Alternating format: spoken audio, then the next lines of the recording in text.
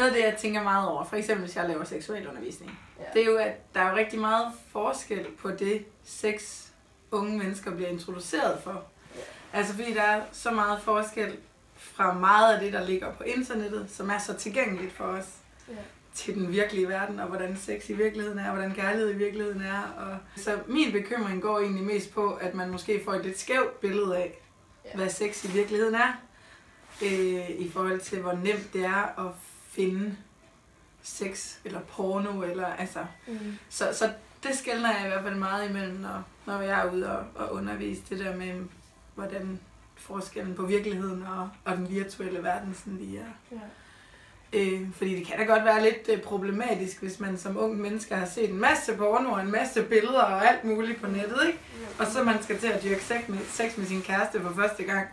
Og så er det jo bare noget helt andet, og der er masser af følelser på spil, og altså, det er ikke så mange følelser, man får gennem porno, kan man sige altid, vel? Altså, så jeg synes ikke, altså, det er ikke et problem, at det er tidligt. Det er mere som sådan, det er mere bare det der med, hvad det er for et billede, man får. Altså. Jeg synes også, det er svært, fordi jeg tit oplever, at der er mange voksne omkring de unge, som faktisk kan have lidt svært ved at tale om det, de unge så oplever.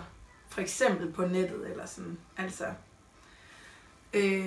Og jeg har det jo sådan, at man må gerne blive introduceret for det, hvis man kan få hjælp til så efterfølgende at forstå, hvad det var, der foregik. Altså hvis man kunne have en god snak med de voksne omkring, hvad var det her for noget, hvad skete der her, og hvorfor var der ikke følsomhed, hvad betyder sex, og du ved, alt sådan noget, ikke? Altså, så jeg synes, det er et problem, de bliver introduceret for tidligt.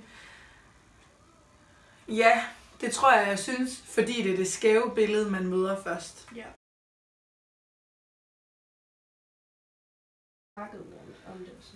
Jeg tror helt sikkert, at vi som voksne skal blive meget bedre til at tale med vores unge mennesker. Altså.